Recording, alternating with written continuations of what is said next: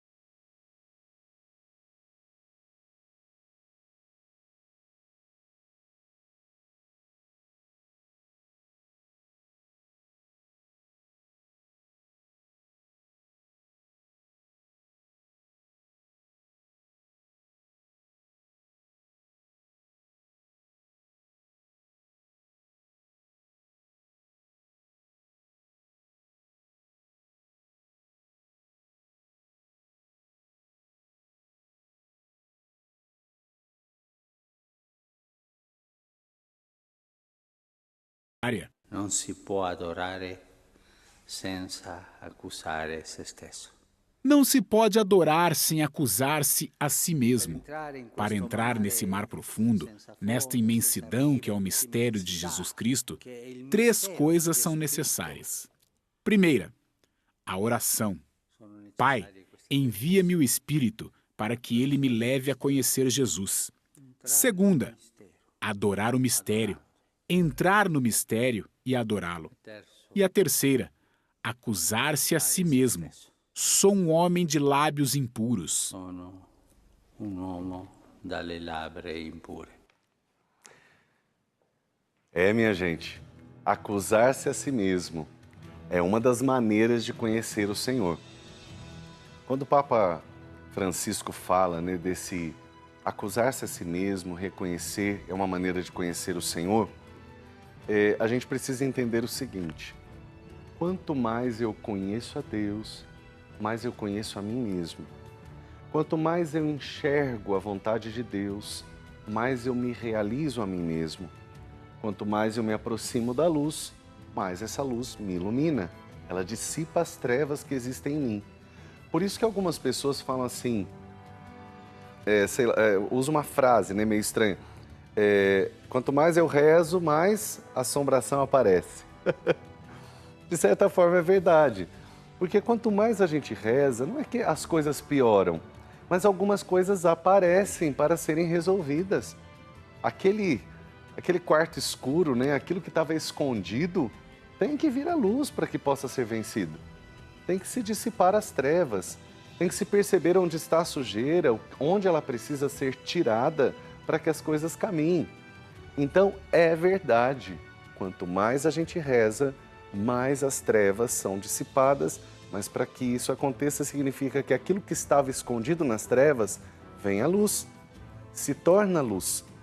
Por isso que o Papa diz que uma das formas de conhecer o Senhor é reconhecer-se pecador, reconhecer a nossa fraqueza. É assumir com humildade diante do Senhor o que nós temos de fragilidade.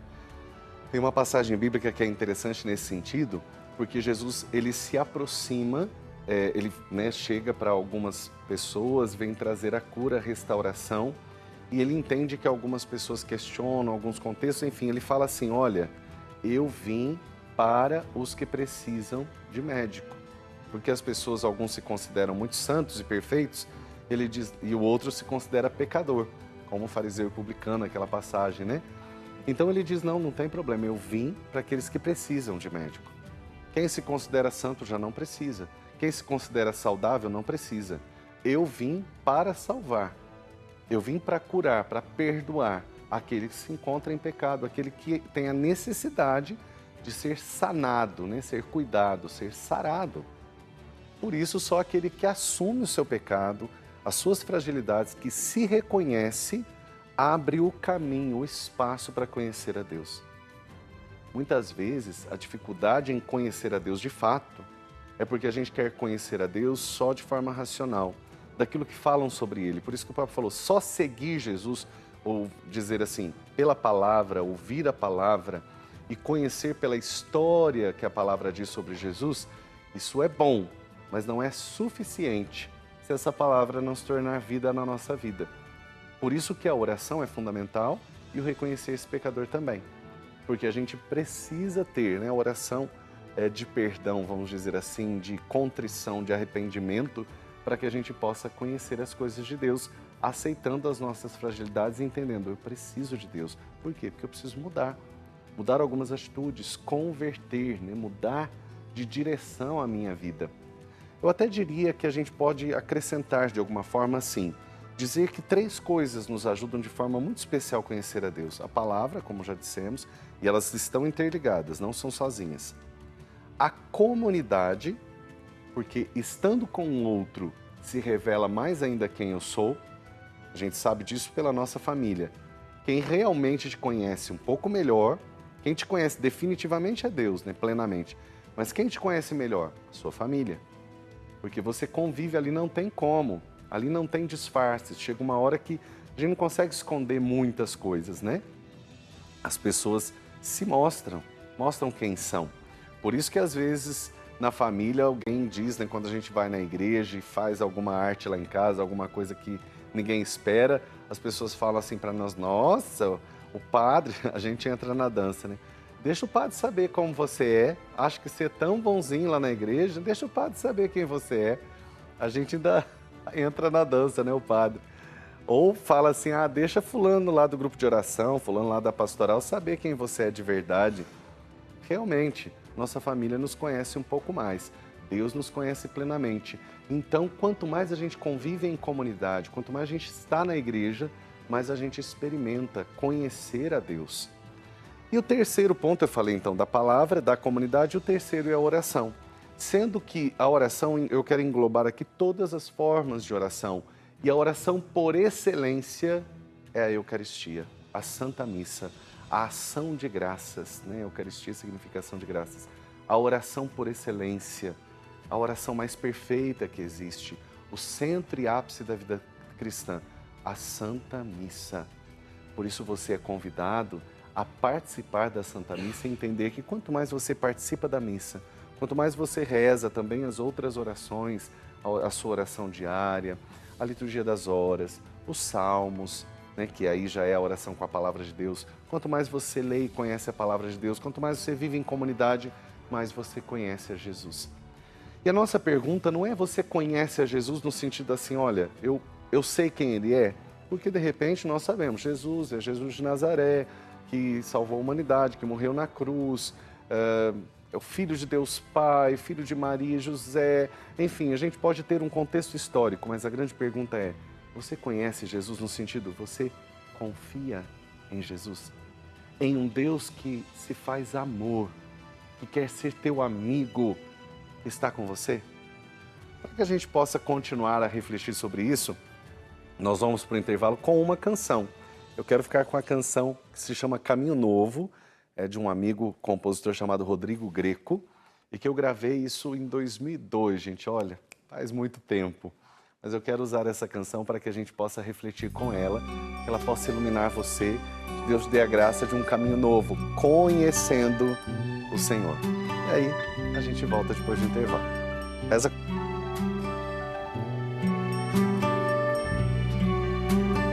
Andas perdido, sozinho a pé,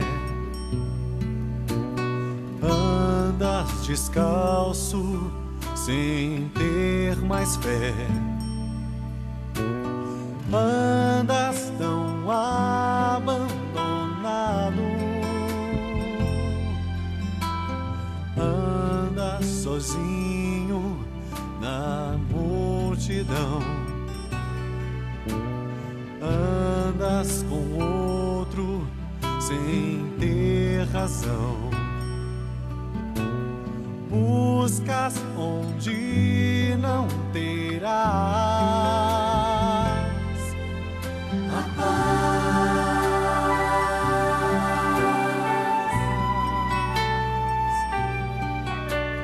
Olha a tua volta e vês então tudo que dói no teu coração. Onde a paz encontrar é no Deus que fala amor, que quer ser teu Pai antes de teu Senhor, que te quer amigo antes de servidor, que vai te